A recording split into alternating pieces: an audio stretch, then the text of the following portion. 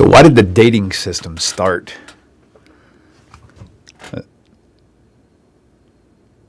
At 2000, if you want to call it that. We're in the 2020s now, if Jesus wasn't really the Messiah. That's the question for today. So y'all sit tight. We'll be right back.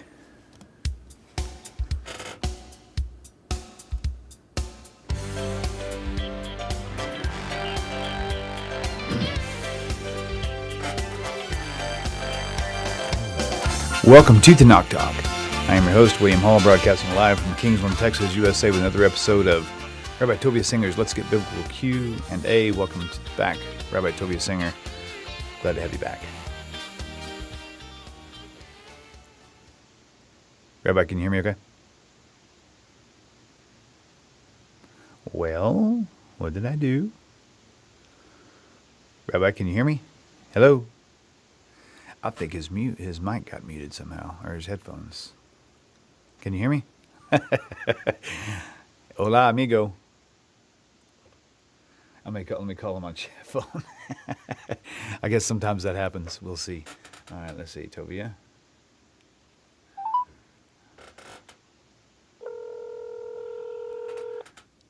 Sit tight. We'll be right back. Good. Thank you, gentlemen.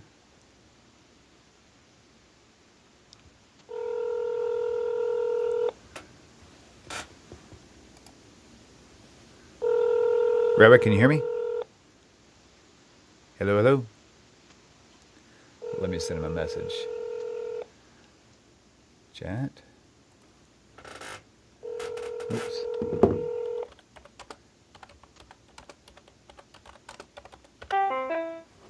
You have reached the voice. Well, I don't know what's going on. We just hung up. We just actually paused. Let me see if he's got his headphones on. Hello, 1, 2, 3. I don't hear. Oh, I hear you Okay. through another source. Okay. Are we on air right now? We are live right now. Yes, sir. We are on air. Very good. Did your earphone come unplugged? Maybe. No. Okay. All right. I'm gonna just. Good morning, Linda, TG, Andrea. Thank you guys. John Ramirez, Vicky, Big J. Welcome to the show. All right. Give Rabbi just a minute to fix his headphone situation. Oh, good. All right. You good to go now? Oh, All right. All right. Good to see you again, Rabbi. it's a big pleasure to see me. It always is. Always is. Cool. All right. Well, with all that said, I guess we can go ahead and push right on off to get this the show on the road. So give me 1 second here. How many people do we have in the room right now? Right now we have got 56. All right. Well, let it grow a little bit, and then have a big announcement. Oh yeah, for sure. Okay. Well, good. Well, we got you here now, so it's all good. All right.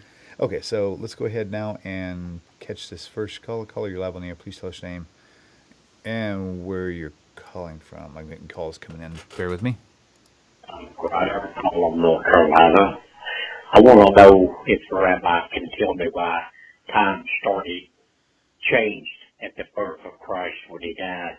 Time started going up instead of coming down. Instead of 70, we got AD. We got 2022 AD, 2023. Explain that if Jesus wasn't real. That's great. I have heard that before. I've never heard it on the show, though. That's a good question. This will be a first, I think. I have never heard that before. It's so close. It almost, to me, it makes me think about how the destruction of the Second Temple was, how everything fell like around Jesus' time, but not necessarily on the time of his death. So I'm thinking about the timing. It's close, but let's hear what you got to say. So there are times where you don't know where to begin. So here it goes. So Herod the Great was born in 72 BCE. So when he turned 1 year old, it was 71 BCE. you don't really think that people are going, whoa, it's 71 BCE. And then the next year it's 70 BCE, and people go, holy smokes. So, no, that's not what was going on. And we'll take a very famous person. Let's take Josephus as an example. He was born in the year 37, right? It's a big year. It's the same year that Pontius Pilate stepped down from his authority. In 37, they weren't going around, whoa, it's the year 37. So that's not what was going on. People were going, 37 from what? All right. So as it turns out, the year that we use, like, it was a production of the church. It was a Catholic monk, a man named Dionysius Exiguus, a 6th century monk who lived in Rome, came up with this. So of course he came up with a system that would comport with Christianity. It's not like the Buddhists came up with this, not like the Jews came up with this. So Dionysius Exiguus literally means Danny the dwarf. Why? I have no clue why he got that name. So he came up with this dating system. So of course he's going to come up with a dating system based on when he thought that Jesus was born. You're going to see how problematic this is. Prior to Dionysius Exiguus, I mean, what drove him to come up with this system in the year of our Lord is that prior to him, they were in Rome, they were dating Easters from the Roman Emperor Diocletian. Diocletian was the predecessor of Constantine. Diocletian eventually recuses himself, but Diocletian was well known among Christians as a person who persecuted Christians. So Dionysius Exiguus did not like the idea that Christians were dating like Easter from Diocletian, an emperor prior to Constantine. So he wanted to come up with some other system, and he came up with the system that's now in use, which basically the Julian and Gregorian calendar, which we use, is based on. So of course he's going to come up with that. He's not going to come up with a system, based on when Rabbi Gamliel was born. I mean, now what is very strange about this is that his dating system, the putative date for Jesus' birth, in his view, was the year 1, which creates a massive problem. The massive problem is that Herod the Great, who I mentioned earlier, was born in the year 72 BCE and died in the year 4 BCE. According to Matthew's infancy narrative, Herod the Great was very much alive while Jesus was alive. In fact, the people from the east who came following the star because they wanted to see the little baby king of the Jews and they want to encounter him, they came to Herod's palace. Herod was there. Please look it up for yourself. This is Matthew chapter 1 and chapter 2. Okay? So, according to Matthew, Jesus was born 6 years before Christ. I know that sounds outrageous, but this is a real indictment of the church, and I'll explain why. So here you have in Matthew, Jesus born within 2 years of Herod's death, because when Herod wants to kill all the infants born in Bethlehem, he calls for the death of all children who are under the age of 2. It doesn't say under the age of 1 or whatever. I mean, this story really never happened. It's a plot device.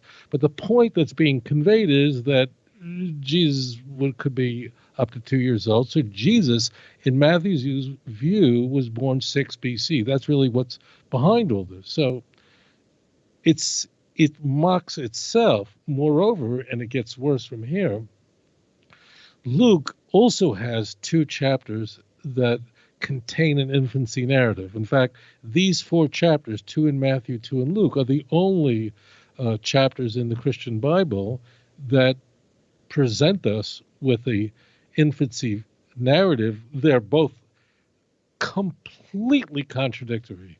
There's no solution to them. For right now, I'm not going to go there. But according to Luke's infancy narrative, Jesus was not born in the year 6 BCE, but rather in the year 6 CE. Now, there's no year 0. So there's more than a decade between the two. Well, how do you know that? Well, because according to Luke's infancy narrative, Jesus was born at the time of a census of Quirinius, who is the governor of Syria, when he takes over power after Herod Archelaus is removed from power. Herod Archelaus was Herod's son, who, after following Herod's death, becomes let's call it the king, we'll call him the governor, whatever you want to call it. He is given authority over Judea. That's where I am, in the southern part of Israel. So that happens. So he governs Judea from the death of Herod from 6 BC to 6 CE. Herod Archelaus was a maniac. He was a complete, utter lunatic. So, and in fact, he was too crazy for the Romans. So he was removed from power because of a whole horrific episode on Passover in the temple. And Quirinius, the governor of Syria, was then given jurisdiction over Judea. And that, according to Luke, is when Jesus was born. So I think it would be very silly for Christians to say that the dating is something that demonstrates the messiahship of Jesus. I would concede this. That's the best that Christians have. The best argument that Christians have to support the messiahship of Jesus is advancing the notion that because countries around the world use the system, the Gregorian calendar, which is a correction of the Julian calendar, so therefore Jesus must be the Messiah, as though there's some verse in the Hebrew Bible that tells us that everyone's going to be using that date. So the dating that we use, that is used worldwide, just means that following Constantine's conversion to Christianity, this is what really happens, in the fall of 312, Constantine is victorious in a critical battle, and he attributes his success to the God of the Christians. We'll just say he then converts to Christianity. Okay, he doesn't get baptized until before his death, and people point to that like he didn't really convert then. That's not correct. During that period, Christians typically didn't get baptized when they became Christians because they saw baptism as something that then locked up your salvation. So people frequently waited until they were about to die, and then they would get baptized, and then they knew that everything was all taken care of. You didn't want to get baptized when you were 15 and then be making all these mistakes. This is just the way people thought. Okay, so Constantine becomes a Christian in 312. He convenes the Council of Nicaea in the summer of 325, inviting nearly 2,000 bishops. Not that many showed up, but he invited leaders from all over the Christian world, the East and West. Remember, as an emperor, he presided over both. Okay, Christianity emerges first as an officially recognized, sanctioned, licit religion, which it was not prior to Constantine.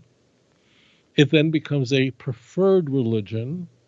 And by the time the 4th century is done, that means by the time we get to Theodosius, Christianity is the official religion of the Roman Empire. That's really important. Why? Because Theodosius is the last emperor to preside over the East and the West. He too has a very important Council of Constantinople. I don't want to go into it, but while these emperors reigned, Jews were expelled from Jerusalem. I mean, these are the people you're proud of. After the Council of Nicaea, Jews were promptly expelled from Jerusalem and were not allowed to return to Jerusalem for 35 years until 361, when Julian, who rejected Christianity, said, okay, I don't believe in Christianity anymore, you can come back, okay? So the empire, it is estimated, becomes Christian. About 1 in 2 people in the Roman Empire by the end of the 4th century is Christian. Would it then shock you that the empire would then produce a monk who has nothing better to do with his time but translate all kinds of Vatican doctrines into the Latin language and come up with a new way of dating? So what do you think he's going to be looking for when the Jews celebrate Purim? Like, is he going to be dating from when Hillel became a rabbi, or when Rabbi Yehuda Hanassi had a bar mitzvah? Like, of course, the Roman Empire, which is Christian, Roman Catholic, Christian. I mean, really, Byzantine Empire. I mean, what do you think they would come up with? So, you know, using a dating system that is only points to how contrived the stories are in the New Testament, because it points to the fact that both according to Matthew and Luke, Jesus wasn't born in the year 1. So when you say 2022, you're mocking the church. You're not giving it credibility. The way we know when the true Messiah comes is not because someone's using a dating system. I mean, the Greeks had a dating system where they would date from Olympiads. I mean, there were so many dating systems used based on pagan emperors who were considered divine and gods. Does that mean, could you imagine, like, we will date something based on the year that Tiberius became king? They did that. Imagine someone say, you should really join the religions of the Roman Empire because we're dating it from when Tiberius became emperor. Imagine that. Would you find that a very persuasive argument? No. We look to the Tanakh. We look to the Bible. We don't look to Rome. We don't look to Vatican. We look to the book of Isaiah. We know about what will occur when the Messiah arrives. A worldwide peace and a worldwide knowledge of God. A universal understanding that there is one God and no other, the building of the temple, Elijah the prophet will come before that great day of the Lord. Read Isaiah chapter 11. Read Isaiah 43, the ingathering of the exiles. He will bring us back, bring the children of Israel back, and build the temple. And read the last 3 passages of Ezekiel 37. When the temple will be among you, then the nations will know that I am Lord. Ezekiel 37, verse 26 through 28. Read Ezekiel chapter 37, verse 26 through 28, and you will turn to the God of Abraham, Isaac, and Jacob. Thank you for your question. Very good, very good. All right. a lot of people not happy with those answers in YouTube land, but that's okay. A lot of people not happy with what answers? Well, any of them. We have some, and welcome all the new Christians that are here, maybe for the first time.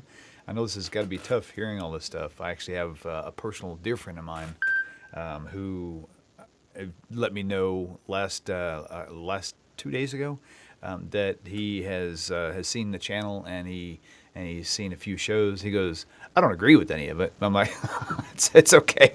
You don't have to like it. You don't have to agree with it, but you have to consider the fact that this is a truth message, and there's really nothing to agree with. It's more informative to you. So anyway, with that said, we're going to go ahead and move on to this caller. Did I get the right one? Caller, you're live on the air. Please tell us your name and where you're calling from. Hello? Yes, you are live on the air. Oh, awesome. I'm so excited, William. This is Patricia. Oh, hi, Patricia. How are you? Welcome. I'm doing really well, and I'm calling from Arizona. Very good. And, Can you hear me? Yes, go right ahead. Sorry, I've got I had to set Okay, up a awesome, computer awesome. stuff. Awkward. One of the things I wanted to ask Rabbi, was John MacArthur. I'm coming out of the Southern Baptist Church, so of course I'm still learning. But John MacArthur concludes that that Israel's repentance will come because they look to Jesus, or they saw the one that they have crucified, the Messiah who they crucified at the end of days. Can he explain that a little bit? Because I get into lots of conversations with Christians, and I'm out of it now, and I study Torah. But they say that John MacArthur has one thing of saying that the Jews will repent once they embrace Jesus, and they'll see the Messiah whom they crucified. Can he elaborate on that a tad for me? Absolutely. Rabbi's saying a prayer right now. It's a good Lord. He's what? And I was just kidding. I said he's sitting there thinking almost with the eyes rolling, because there's some things you hear so many times. I know. It's like, I know. okay, But look. it's good I've come stuff. a long way. My father was a deacon in the Southern Baptist Church for like 53 years. So there's a lot of. I've got to rethink my whole brain. Hey, Patricia, you know? I need got to be you rewashed. Patricia, I need you to send me an email if you would consider giving your testimonial on the show. Definitely, because that's the Okay, I'll do that. Thank you Awesome. so much for answering my questions. I'm going to hang up now. Awesome. Thank you, Patricia. Bye-bye. All right, Rabbi, Thanks. take it away. Bye-bye. All right, it's all yours. Wow, where do you begin? So John MacArthur, who is a very well-known Christian author, theologian, thinker, apologist, interprets Zechariah 12:10. You're right. He interprets a passage in the book of Zechariah to mean that the Jews at the end of days who killed Jesus, who crucified Jesus, will repent. I'm not kidding.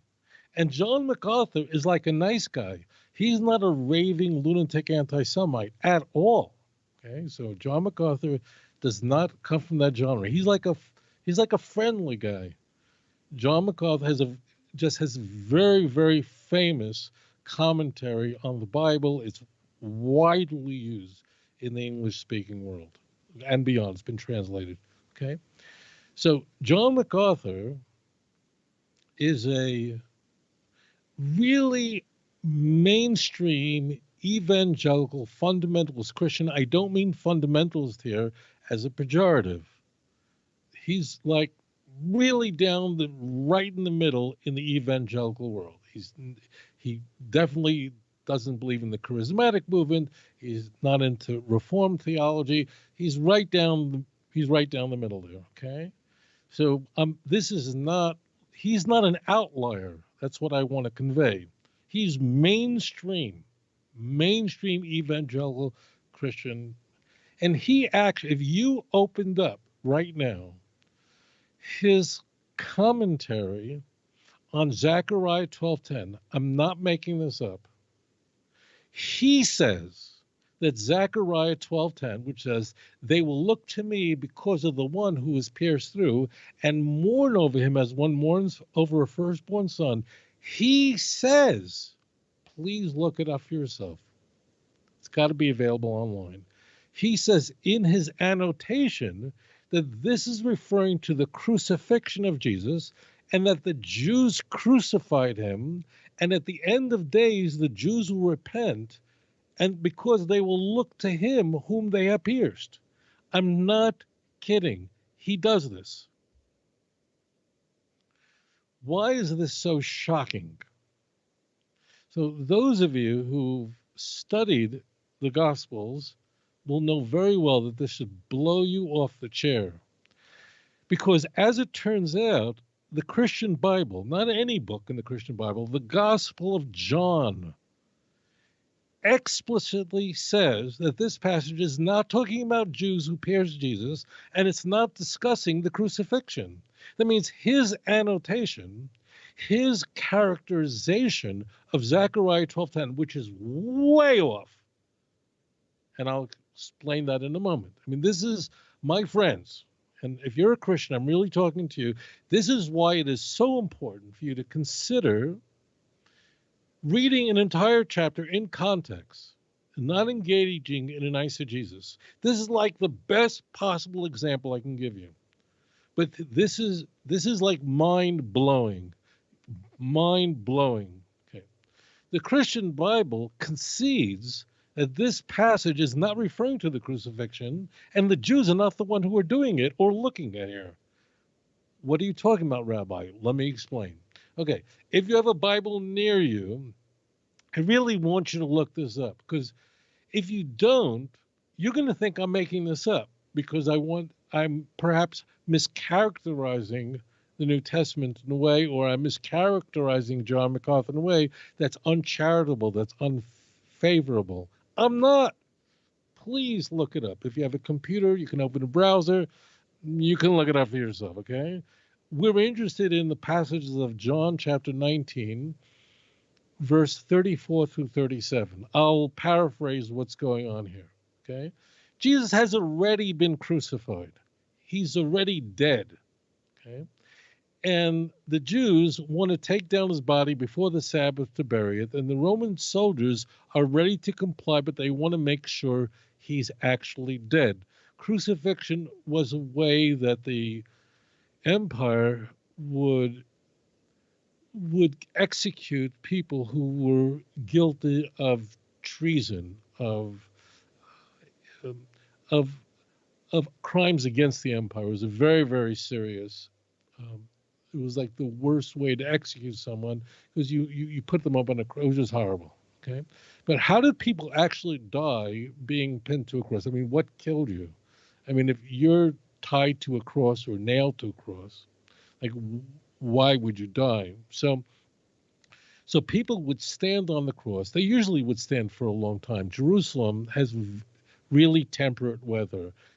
8 months out of the year, the weather's just gorgeous here. Really nice. So people would stand on that cross, and they can, as long as they can hold themselves up, as long as you're on there. I mean, Josephus tells us about seeing his friends on a cross and begging the Romans to let them go, and they did, and they survived. Whatever. John has an unbelievably quick death on the cross. People generally did not die in an afternoon. I mean, people could hold themselves up for a long time. If the weather's all right, it's Passover time, it's a great time of the year. The point is that people died because they, at some point, could not hold themselves up. Their feet could not suspend them any longer. And then their feet gave out, their lungs became elongated, and the person died of asphyxiation. Okay, it's not a great way to die. Okay. Now, if the Romans wanted to quicken a person's death, they wanted the person to die quickly, what they could do is they can bring something along the lines of just a big sledgehammer and smash the legs of the person on the cross, breaking the legs. The person, of course, could no longer suspend themselves, and that would quicken the death.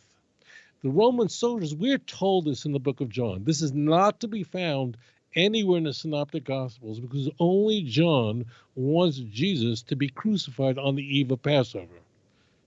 This is unique to John. Matthew, Mark, and Luke had a very different Christology here, but as far as John was concerned, and only John, Jesus was the Lamb of God. See John 1:29 and 1:36. Okay. The Roman soldiers are ready to break his legs, but they want to do a check to see if he's really dead. They take a spear and they pierce his side. That means he's already dead. He's already been crucified. They're now doing a post-mortem inspection to make sure that it really is mortem, that he really is dead. So they pierced his side. This is what the text says. Forthwith came blood and water, so they knew he was dead. And the text says, and the Roman soldiers looked upon him, and they saw it, and they knew it was true. Okay? And this is to fulfill two passages. Number one, a passage in Exodus, not a bone of him should be broken, which is the Passover lamb, Exodus chapter 12. So there's Jesus as the Lamb of God, okay? Passage one. And passage two, and this is verse 37, John 19:37. Please look it up for yourself. And to fill another passage, the Roman soldiers looking, and they shall look upon him whom they have pierced. I didn't make this up. If please don't take my word for it. So if you open up, if you let's say you're listening to me on a computer, you can actually open up two browsers and open up one to Zechariah 12:10, the other to John 19:37. Zechariah 12:10 says that you should look to me because the one who was thrust through the one who was pierced, okay, and mourn over him as one mourns over a firstborn son. And John changes the pronoun, just blows away the first person pronoun, me, and changes to him. I'm not kidding. Please compare the two. Either open a Bible and look at both so you know that I'm not making this up. I'm not like coming up with this stuff because I don't want you to be a Christian. The book of John changed the book of Zechariah, number one. Number two, as far as John is concerned, who's doing the looking? Jews? No, Roman soldiers. John MacArthur, what are you talking about? Okay, and as I said,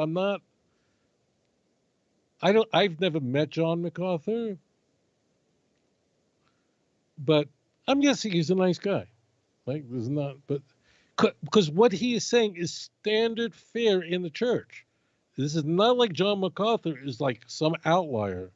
They all interpreted this passage the same way. You look at whether Luther, Calvin, all of them interpret Zechariah, the church father. They all did this. This is mind-blowing. They actually abandoned the hermeneutic of John. That means they literally, John says the one who are looking are Roman soldiers, not Jews. And this is not the crucifixion. This is a post-mortem inspection. But it is so tasty to Christians to say, at the end of the whole thing, the Jews are going to go, we made such a mistake. I mean, I get this constantly from Christians who are obviously not happy about that I teach Judaism and why Judaism doesn't accept the Christian Messiah.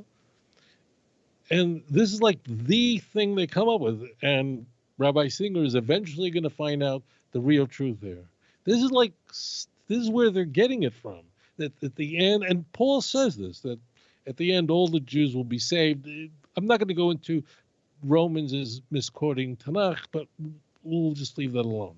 They like the idea that one day the Jews who killed Christ will ultimately come with their heads bowed and they'll acknowledge it. Even though this very enticing interpretation completely contradicts the Christian Bible. Do you know how mind-blowing that is?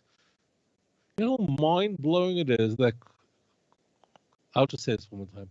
You know how crazy it is? This is one of the very few examples where this goes on, where this spectacle takes place right before our eyes. Right before our eyes, totally naked.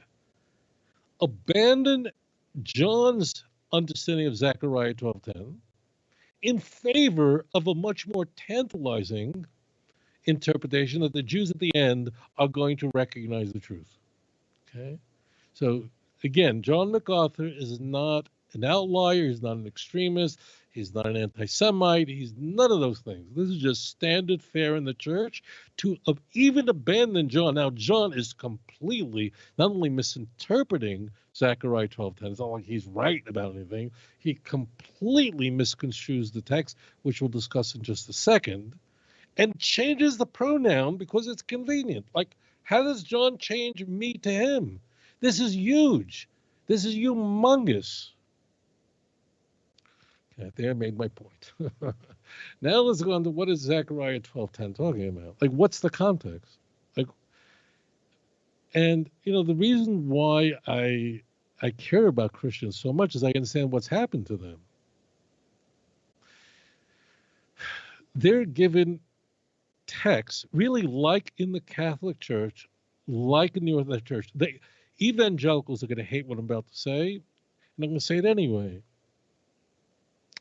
At least Roman Catholics and Orthodox Christians know that they're being fed whatever the priest tells them in their highly liturgical services, where the priest gets up and, in a very formal way, goes through specific passages. But that's what the Protestant Church does as well. You know, the Protestant Church can mock the Roman Catholic Church all they want. They're doing the same thing, except they don't have one pope, they have 10,000 popes.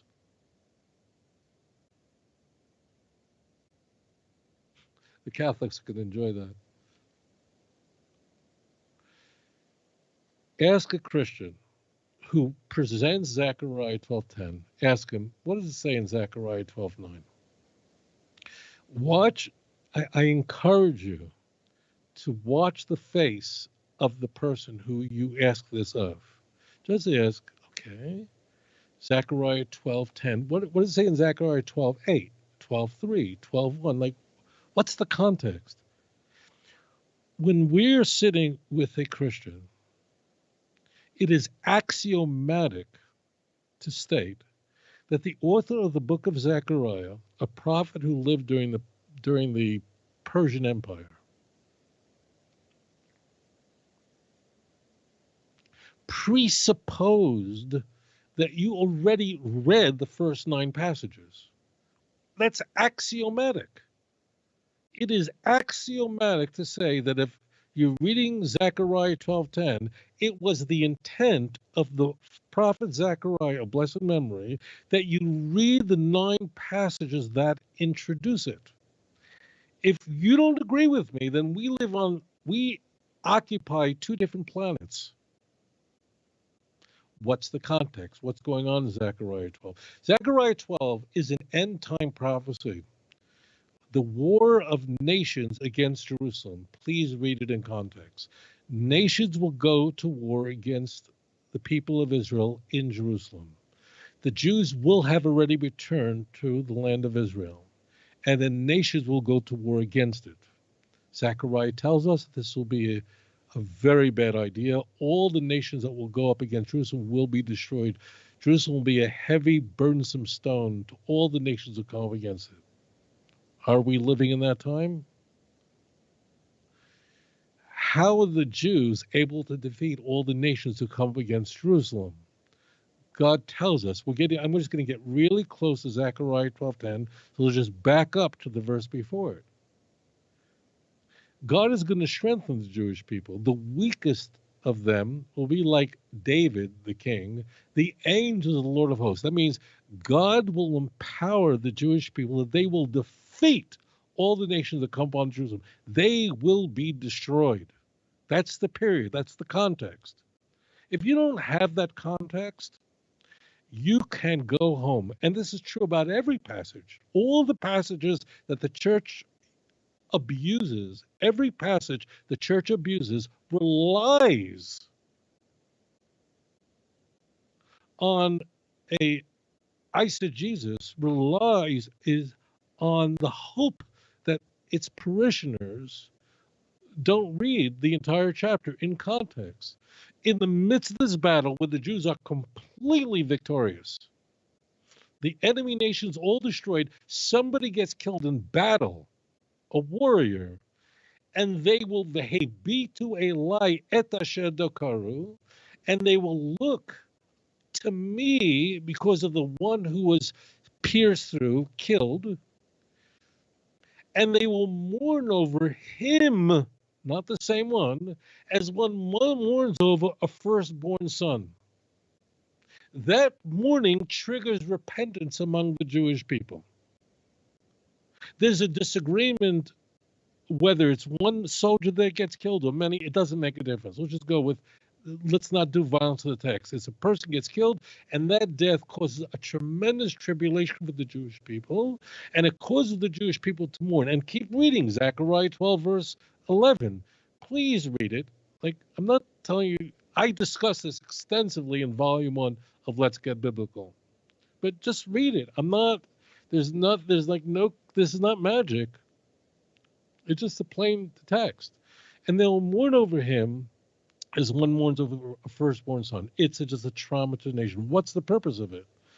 It's that the Jews would turn back to God because of that awful event. And we are told following that if you want to know what this is like, it's like what happened in Hajimon, the valley of Megiddo. Like, what is the Bible talking about? You need to understand a method of Tanakh. Frequently, Tanakh tells us about an event in the future, but because we haven't been there yet, I mean, Zechariah was written 2,500 years ago, so he wants you to know, I mean, he's writing this 2,500 years ago.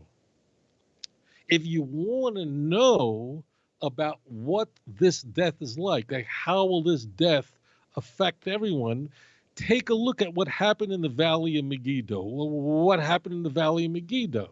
Well, you can open up 2 Chronicles chapter 35 if you'd like. But it was the last of the great Davidic kings. Who dies there? Who gets killed there? Josiah. He was a very young man. He's killed by Egyptian archers who he's at war with. That means Josiah joins the nation in a battle. And in the battle, an Egyptian soldier, an archer, he dressed like an ordinary soldier. An archer hits him. He's mortally wounded. He's taken away. When he dies, it causes an enormous consternation of the Jewish people. By the way, when Christians refer to the end-time war as the war of Armageddon, which is based on Revelation, it's a complete misread of this. And it's a complete misread of this text, completely misread it. That's where the origins are from. The war of Armageddon is a straight Christological phrase that's used based on a complete misunderstanding of Zechariah. So in the first century, Jews were not victorious over their enemies. They didn't defeat Rome. Rome crushed the Jews, destroyed the temple, and Jews were exiled. That means Zechariah chapter 12 is definitely not talking about a war that the Jews engaged in 2,000 years ago during the Christian century. How foolish. Zechariah chapter 12 is describing an end-time war. The Jews returned to the land of Israel in great numbers prior to the coming of the Messiah. Once the Jews are back in their homeland, in Jerusalem, nations go to war against the Jewish people. God strengthens the Jewish people so they're able to defeat their enemies. That didn't happen in the first century. Rome defeated the Jews in a war that lasted 3.5 years, from 66 to 70. This can't possibly be describing Jesus' crucifixion. Nothing like this occurred. In the midst of that battle, one soldier, who, in contrast to the others, gets killed by the enemy, and it triggers a mourning of the Jewish people, and that mourning where families mourn apart, men and women apart, and so on. Just keep reading it for yourself. Please read it for yourself.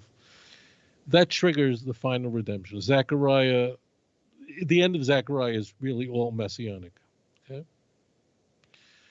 You have similar passages, not like this, but you have end-time prophecies of the final war, even in Zechariah 8. You have it in Ezekiel 38, 39. This is very famous stuff, very famous stuff.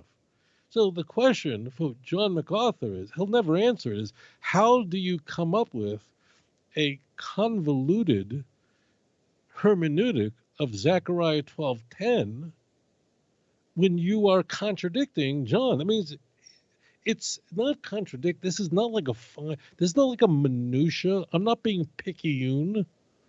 This is everything. That means John MacArthur, and I don't know John MacArthur. I don't think I've ever met him. Okay, so I don't know him. And he seems to be a nice guy. He just seems to be a nice guy. I just will be very charitable here. And John MacArthur is not an outlier. It's not like he's being weird or anything. His view of Zechariah 12:10 is standard fare in the church. Catholic, Orthodox, East, West, Protestant, Charismatic, Baptist, Southern, they all believe in this drivel. Okay, so I don't want to hammer him. He's actually seems to be a nice guy. But his view is wrong even from the Christian view, especially because according to John, the piercing is not a crucifixion. It's a post-mortem inspection. 2, who's looking and acknowledging? Roman soldiers, not Jews. How do you know? It says so in the Bible that you believe in, the book of John, chapter 19, verse 34 through 37. Look it up for yourself. I hope that John MacArthur looks this up. I hope that Christians take their time to look the text for themselves and not come up with some outrageous ideas that are just completely torturous. Repent, turn to the God of Abraham, Isaac, and Jacob, that we could see the coming of the true Mashiach, b'mehera b'yameinu, quickly in our time. Thank you for that very thoughtful question. Yes, and thank you for that very thoughtful answer. Okay, we're going to move on to the next caller. Caller, you are live on the air. Please tell us your name and where you're calling from. Hi, this is Derek from Moses Lake. Derek, thank you for your patience, and you're a great example of how the callers should be. When you call in, you may be on hold for 15, 30, 45 minutes. Yeah, it's kind of a two-part question with Isaiah 53. It's in the letters to Yemen by the Rambam. He mentions in Isaiah 52:15 and 53 verse 2 that it's the King Messiah is the subject. And I had another question involving Isaiah 44 verse 15. The word lamo is used. Can we do this? And it could be Caller, interpreted as just one singular. second. Caller, can you hear me okay? Yeah, sorry. Okay, that's okay. Let's just do one question, if you don't mind. Just the letters to Yemen with the Rambam is probably more important. Okay, that sounds good. Thank you for your call. Go ahead and hang up now and tune in for your answer. Thank you. Yeah. Thank you. Okay, Rabbi, go ahead. Right. So Rabbi, please give us a premise what this is all about. I'm not really sure what this is about. Right. So the premise is it's not just a letter that Maimonides wrote to the Yemenite Jewish community. You could find this all over Jewish literature, that the servant is referring to the Messiah. And his question is, I thought it's talking about Israel, not the Messiah. I mean, that's a really good question. And strangely, Christians that detest rabbinic authority, reject it completely, that consider the Talmud just filled with lies and distortions, and there is no oral tradition, run for refuge into literature, whether it is a letter that Maimonides, one of the greatest medieval rabbis that lived, that would go to the very people who knew that Jesus wasn't the Messiah. The Rambam very explicitly tells us that not only wasn't Jesus the Messiah, but he was the greatest obstacle to God. See the laws of kings and their wars, chapter 10 and 11. So what they're doing is they're looking for any passage that can save them from sinking, engaging in a biased confirmation. They all do this. Why? Because the text is running after them. The text that introduces Isaiah 53, meaning all the servant songs prior to it, from Isaiah 41 through 8 and 9, all the way through to Isaiah 83, all tells that the servant is Israel. It's not all the Jews. It's the righteous remnant of Israel. That's why it's called the servant is Avdi, my servant. The Jews who are not loyal to God are not a servant to God, okay? So when it says my servant, it means only the religious Jews that are characterized beautifully in the book of Zephaniah, chapter 3, verse 12 through 16. Okay.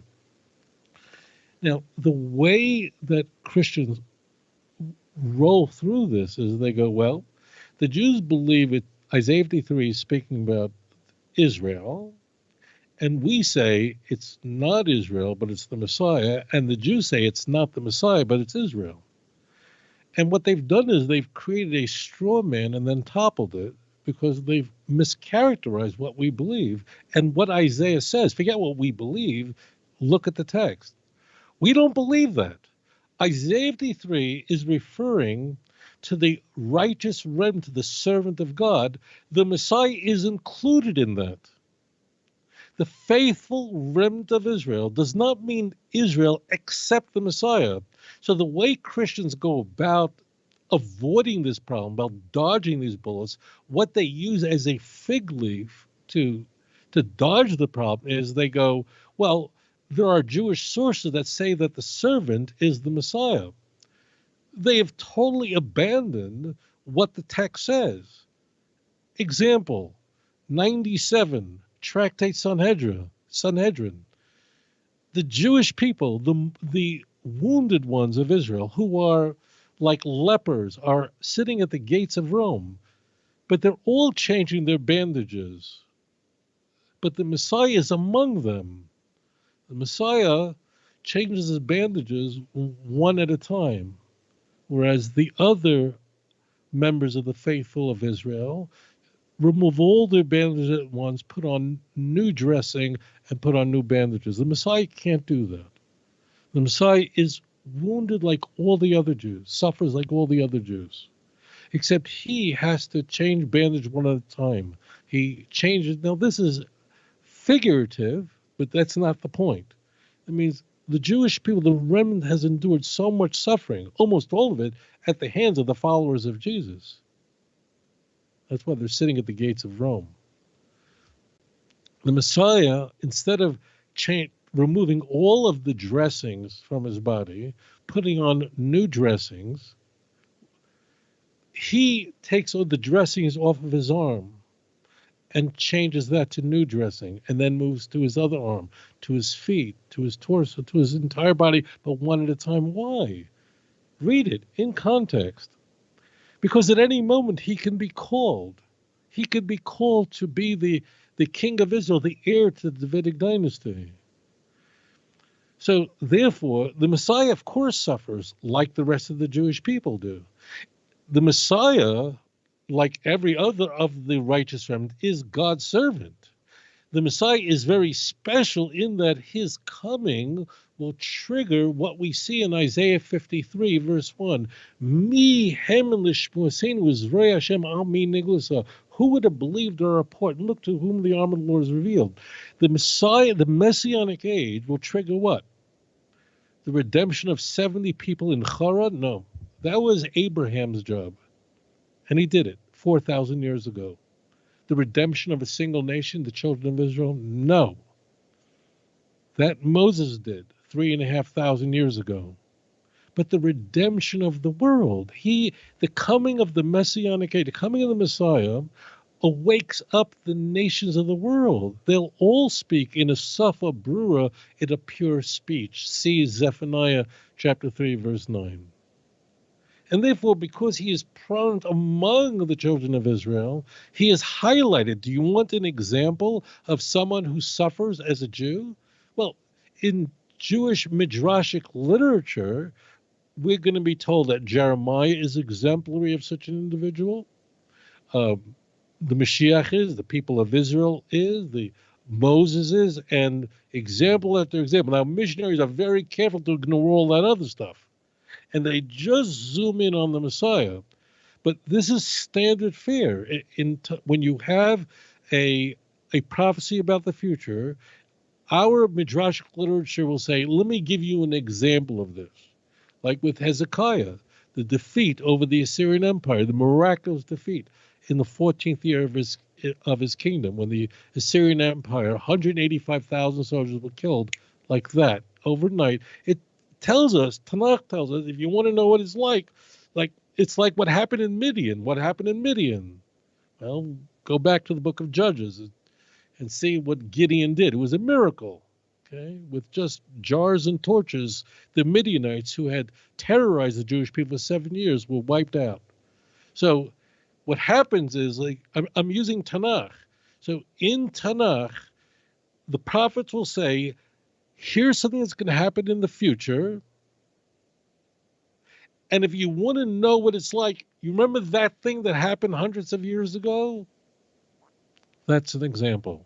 So therefore, when you find in rabbinic literature that the servant is Israel, Moses, Jeremiah, the Messiah, Mashiach ben Yosef, all that, when you find that, they're not schizophrenic. What they're doing is they're saying, here is a person, an individual, as an example, who would satisfy the conditions of being a member of the righteous remnant of the Jewish people.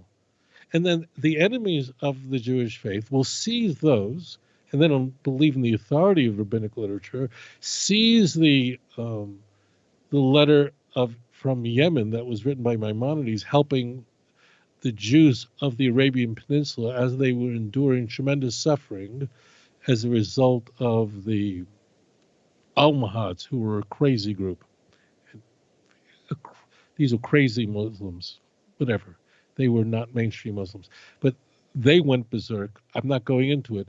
And he wrote that letter to give them strength and hope and whatever. Okay. So, right. So what Christians do is they say, well, let me teach you what Judaism believes. And then they set up a straw man and then topple it, and they think that they're strong. They're not. This righteous remnant of Israel includes the Messiah, includes Rabbi Akiva, includes Jeremiah. These are all people that in rabbinic literature are pointed to as examples of the suffering servant. And just go to the Talmud, 97a and b. There it is. It's all explicitly written out there, and that's what missionaries will ignore. Anyways, thank you for your thoughtful question. All right, very good. Moving forward then. All right, we have caller on hold. I believe Stephen is back. Welcome back, Stephen. How are you, brother? Stephen, you're live on the air. Hello. He's poor guy. He's been trying to get in for so long, and now that I got him in, he can't. He's not there listening for us right now. Stephen, last call, brother. Hello. You are live on the air. All right, well, I guess we'll have to pass that one up. Here we go. All right, you're live on the air. Please tell us your name, where you're calling from. Hi, this is Derek again. Hey, welcome, sir. What's the Yeah, question? I was gonna ask a question with Isaiah 44 verse 15, which is the lamo. They translate it into the singular and use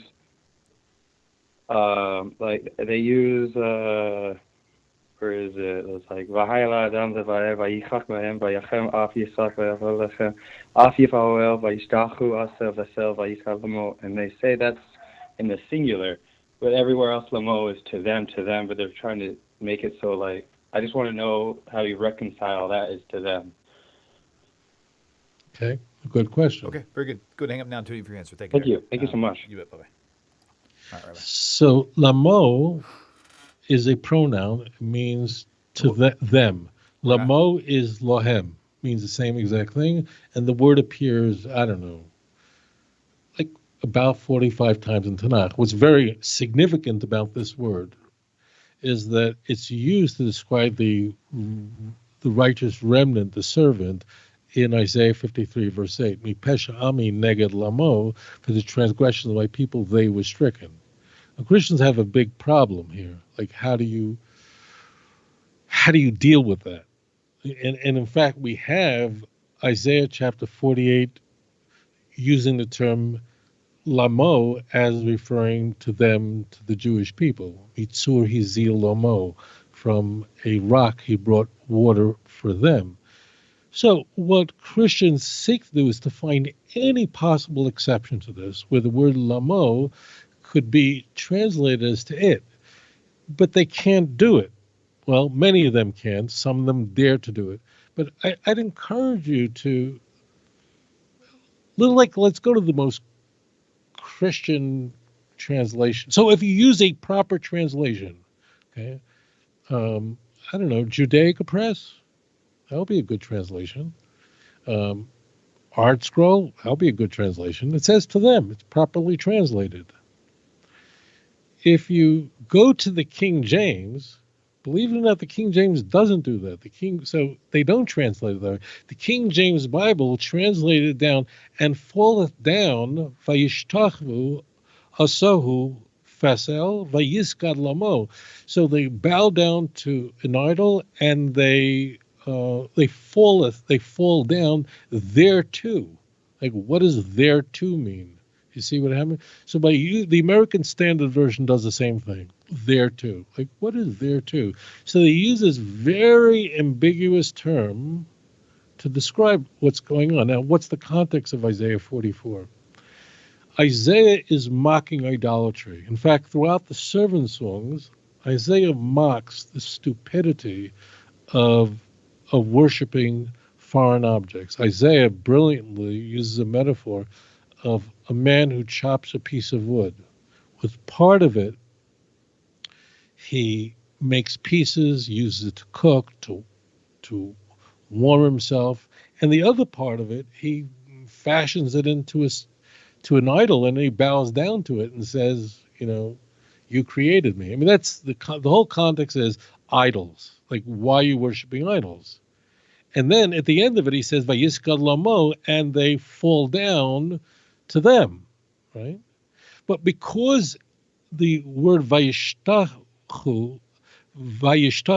asohu, because the two words before it are in the singular, he bounds it down to that which he created. So therefore, Christians seek to advance the notion that this means that the word lamo means to it. As I said, the Christian translators usually try to avoid this. Now, not all of them do it. I mean, there are others. And incidentally, if Christians really hold of the Septuagint translates it correctly. So, like, why does the Septuagint translate it to them? So, lamo is a standard word in biblical Hebrew, which means them in the plural. The reason why people can get tripped up in Isaiah is that this comes as a surprise to most people. Isaiah is written poetically, not all of it. But if you want to find chapters where Isaiah is using standard prose, where what's singular remains singular, what's plural remains plural, where you don't have all this imagery, you're only going to find 5 or 6 chapters like that. Almost all of Isaiah is written with just dense, poetic, biblical poetry. This is not Shakespearean poetry, but it's just the imagery. It's completely unique to Isaiah. Okay? And then people can get caught up on that. And then there's no doubt that Christians will scour texts, will try to find any Jewish commentary that will render lamo as to it. They'll do that. And they engage in what's called a confirmation bias, which means they ignore all the evidence in one direction in favor of anything they can find. They could scour everything. They could find any passage, any commentator that would support them. And suddenly they can hold on to it. So they think they're not drowning, but they are. The 47 men of the Church of England rendered lamo as there too. Like, what does that mean? What it does is it avoids the problem. The American Standard Version avoids the problem. But if they really love the Septuagint so much, if they hold it in such high regard, and they use it to explain away all the problems of the New Testament, and they argue that the Septuagint was written by 72 great men prior to Jesus, and therefore we can use a Septuagint, which they say is more reliable than Hebrew, which is outrageous. I would say, fine. Then why does the Septuagint translate lamo as them? Why? You're not going to come up with a good answer. And those of you who say, well, I don't read Greek, you can just go to what's called the LXE. That means the Septuagint has been translated into the English language. You can read it. Why? There's your answer. So what they do is they look for outliers. They'll look for anything. And that would be an example. Thank you for your question. Okay, very good. All right. I don't think we have any callers just yet. So, guys, just in case you. Well, let me announce something. Yes, please. Something exciting. July 17th. This is the first time I'm announcing this. Okay. You can join me in Nashville, Tennessee, where I am going to be debating a Christian scholar, a professor, Sahlberg, in Nashville. We have to lock up the venue and all that information, so that's going to be forthcoming. So it's a Sunday afternoon. I will be debating a Christian professor, and I'm looking forward to that event. And you might want to circle it on your calendar. If you can't possibly make it to Nashville, it'll be up on YouTube. Okay, I just put that in the chat. July 17th, 2022. Let me get rid of the screen overlay. Come on. Why do I have all these pop-ups? Close. Cancel. July 17th, 2022, Rabbi will be in Nashville debating a Christian professor. So if you guys want to reach out, is this going to be set up through purchases through Beinenu? Yeah, right. Okay. So Okay. it's all going to be set up. We haven't set up everything yet. I'm going to say purchase tickets through Beinenu.com. It's not something that you just walk into, so you have to register it beforehand. There is going to be an entrance fee. I'm not sure exactly what it is. It's not going to be large, but we're going to put that information all up.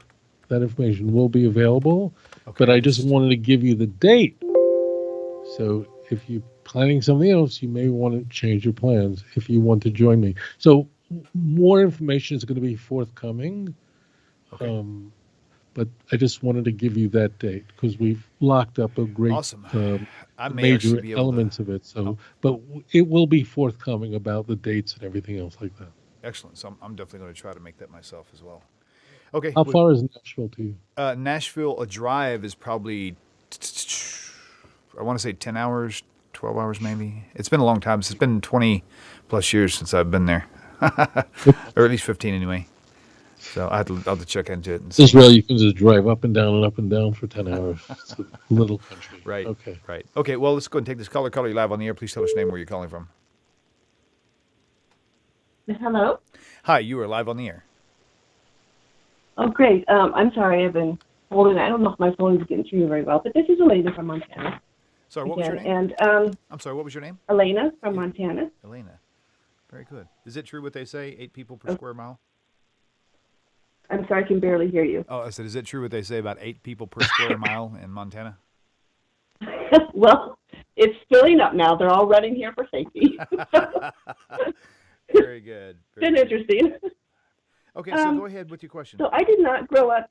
And thank you again so much to both of you because the timing and history for all the information you're giving, I think, is incredibly important. But anyway, I did not grow up Catholic, but from the Catholic position, from what I understand, in Matthew 16, verses 13 through 23, they claim that that Peter was given the authority to make decisions for God through the popes, and that he became the first pope, et cetera, and then given the keys of the kingdom, and all these phrases that I'm wondering if there's any basis to them in Tanakh, as well as, right after that, in the next few verses, Jesus basically says, okay, I'm ready to leave the scene now, so to speak. And then he calls Peter Satan, and the whole thing is just kind of odd. Like, why would he call the Pope Satan? All this stuff. But my big question is behind the scenes of all of this, since authority is so very important, from the Tanakh and from Judaism, if the Messiah is given authority, would he just be giving the authority over to somebody else to make decisions and take off? Does that make sense? Yes. What's going on with the whole authority structure? Well, very good. Well, Elena, thank you for your question. Good question. Go ahead and hang up now, and you can tune in for your answer, okay? Okay, thank you. Thank you. Bye-bye. Okay, Rabbi, go ahead. All right, we'll make that a last question. Okay, you got it, boss. So this is really interesting. Anyway, here we go. This is so interesting because once you unpack it, it becomes mind-blowing. The idea is advanced in the Gospels that people really don't, especially in the Synoptic Gospels, that people really don't know what Jesus is about and what his mission is and who he is. This is especially strong in the book of Mark. And if you read Mark before reading Matthew, which no one does, you would immediately notice that for the first 8 chapters, it's the very big secret of who Jesus is. But that's not the only place this emerges. Now, just our setting for Matthew chapter 16, this is the end of Jesus' ministry. Okay? And you would think that if Jesus is walking around saying, I am the Messiah, and proclaiming it, then people would know. If he'd be doing the I ams that we find in the book of John, which is unique to the book of John, like people would really, really know. And if he claimed to be God, like we are told in the book of John, I don't think John was saying that he was God, but we're told that he was divine in John in some way, like they would know. So the synoptics do not comport well with John, but I want to just leave John out of this. So Jesus turns to his followers, like they've been around him, and he asks the question, who do you think I am? And no one could answer the question. And they keep thinking, you're this, you're that. And Peter then replies, you are the Christ, the Son of the living God. And then Jesus says to him, flesh and blood did not reveal this to you, could not possibly have made this information available to you. And then he says, you will be called, his name is Simon, you will be called Peter, the rock, which the church will be built on. And the Roman Catholic Church uses this passage to illustrate the primacy of Peter as an apostle, and that in fact he was the first pope. Although there's nothing like this in the Christian Bible. This is a Catholic belief, and this is the go-to passage in Matthew 16 to advance this idea. Okay? You got the story so far? Then Jesus says, look, I got to explain to you what's going to happen here. I am going to be going into Jerusalem, and I'm going to suffer many things from the elders, from the chief priests, the teachers of the law, meaning the Jews, okay? And I'm going to be killed. And on the third day, I'm going to rise up, okay?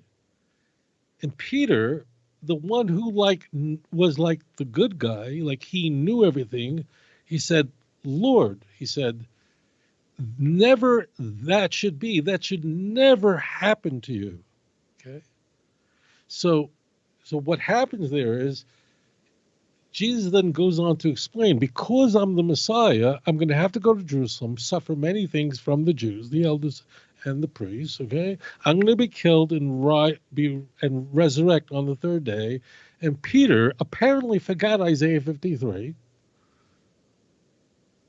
apparently forgot Daniel chapter 9. This is mind-blowing. And says, Lord, that should never happen to you. And Jesus says, get behind me, Satan, which means now the devil is speaking through you. What is very striking here is that why would Peter not accept the notion that the Messiah is supposed to suffer and die and rise on the third day? I mean, we're told in a book much older than the book of Matthew, in 1 Corinthians. 1 Corinthians was written 30 years before the book of Matthew. In chapter 15, that Jesus died and rose on the third day according to the scripture. read the first 4 verses of 1 Corinthians 15. Really, if it's according to the scripture, then why was Peter going, Lord, far be it from you? And why is this Peter should have gone, well, of course. You're the Messiah. You're supposed to die. I read Isaiah 53. I know Daniel 9. All the stuff, all the drivel that missionaries throw at us, if it was really true that this is the way people viewed what the Messiah is supposed to do, then the disciples should have gone, well, of course you're going to suffer, die, and then resurrect on the third day. And in case any of you want to jump in and go, well, nobody wants to think about Jesus suffering and dying, you got it all wrong. If I offered any of you, I got a deal for you. This Friday, it's going to be a nightmare. You get crucified. But here's the deal. I want to present you with the deal. I mean, how many friends and loved ones have you buried? How many people do you know that have died and died prematurely? How many people do you know that were suddenly told by their doctor, you have cancer? Chas v'chalila. Right? That's scary. I have a deal for you. How many people do you know that are suddenly told that they have some terrible illness and you only have a few months to live, God forbid? This is a frightening world. We're dodging bullets. And in fact, every one of us is getting cancer every day, but our body is fighting it. Every day, infections are attacking us, but our body is fighting it. We don't even realize it. We're not even aware of it. Okay? But sometimes it doesn't, God forbid, doesn't manage to do it, right? So life is a minefield. I want to offer you something. Here's the deal. Friday, you get crucified. No doubt it's one of the worst ways to die. It's a nightmare, but it's an afternoon, so it's a nightmare of according to John, it's really a fairly short amount of time. No doubt a nightmare, right? But in exchange, this is what I offer you. You spend the weekend in paradise. I mean, that's what Jesus promised one of the criminals who were crucified with him. It's different than the other Gospels. So it's the weekend in paradise. And then, here's the deal. Sunday morning, you resurrect from the dead with a perfect body. Immortal. You'll never die. You'll never get old. You'll never get sick. You'll never have to check your body for any disease. You live forever. You live for 200 years. You live till 120 in perfect health. Who wouldn't do that? That's winning the lottery. So I say to you, stop with the idea, this hammering, this is the most horrible thing in the world. There's no sacrifice here. Any rational, any sane person, if offered execution on Friday, paradise for the weekend, resurrect on Sunday, and then you never get old, you never die, you never get cancer, you never get heart disease, you never have a stroke, you just live forever in a perfect body, better than the body you had before you were crucified.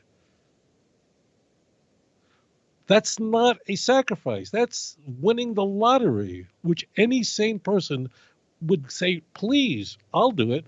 Who wouldn't do that? Who wouldn't endure that? People endure so much suffering on battlefields going on right now, knowing full well they could die a horrible death and with no expectation of resurrecting, just for the honor and to preserve their own country. Jews willingly died at the hands of Christians because they were unwilling to convert to Christianity. In fact, right now in May was the time when the first crusade was launched in 1096. Jews willingly died with no expectation of resurrecting 3 days later. The story doesn't make any sense. There's no sacrifice here. So if we are to believe that people understood that the Messiah is supposed to suffer and die in the first century, then why is Peter surprised? So everything you find in the Gospels is an apologetic, is a defense. Everything is. There's nothing there it just happens to be. It's a part of an apologetic. So I don't want to go too far with this, but Jesus never claimed to be the Messiah. That's how the idea of Jesus keeping this huge secret crept into the New Testament. I mean, Paul addresses this very frequently as that the whole salvation program is a grand mystery and no one knew it. Nobody knew it. Why is he ranting on and on with this? In 1 Corinthians 2, it's really all over the place. This is a grand mystery that no one could understand. Why? What's the big mystery? If what missionaries insist that there are 360 prophecies about Jesus, then what's the big mystery? See, it's like this game. But when Paul says in 1 Corinthians chapter 2, verse 8, that if the leaders of the epoch, of the era, would have known that Jesus was in fact the Lord of glory, if they would have known this grand mystery, read it in context. Paul is referring to it as the grand mystery. What's the mystery? I thought Jews for Jesus hammering in our head. It's in the Bible. Look at there. 500 prophecies. Like, what's the grand mystery? What are you talking about? You see the game? This is a shell game. This is a bait and switch game. This is 3-card Monte.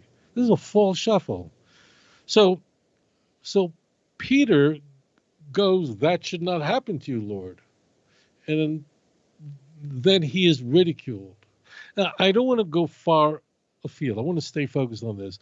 Peter is an enigmatic figure in the New Testament. He is, like, here you have a passage which the Catholic Church will use to advance the notion that he was of the primacy of the Pope.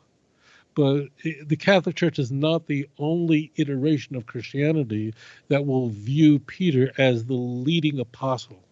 This idea comes up in other iterations of Christianity. I don't want to go beyond it, but that's what's happening here.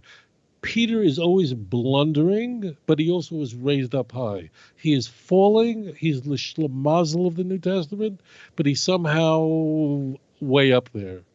And this probably is not invented. What is invented is that Jesus is the Messiah. What is invented is Isaiah 53, Daniel 9, and Psalm 22 all point to a Messiah that would die for our sins.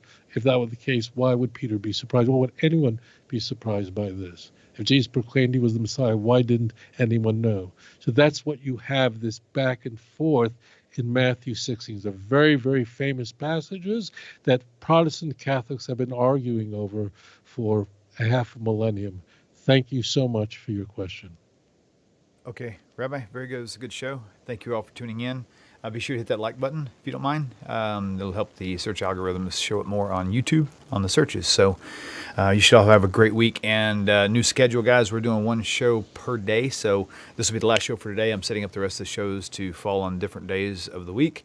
So you'll want to find me on Facebook to follow me there to find out when these are going to happen. I will also update the calendar in the YouTube video description as soon as we get it all pinned down. So you guys sit tight and we'll see you a little later. Hope you guys have a great week. Shavua Tov, everybody. Shavua Tov, Rabbi. We'll see y'all soon. Take care, everybody.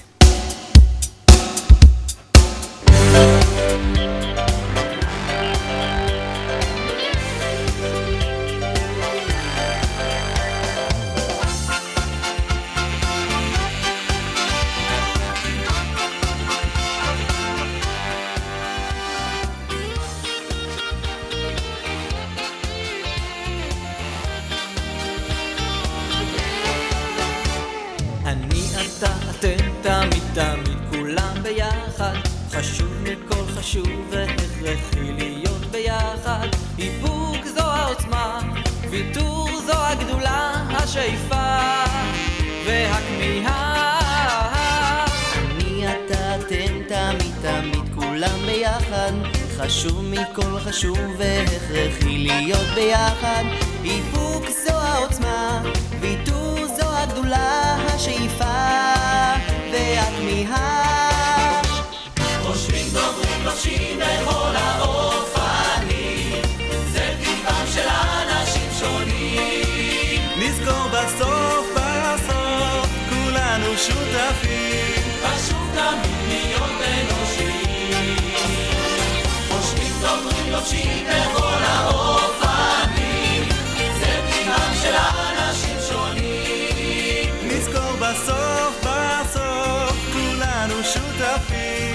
חשוב תמיד להיות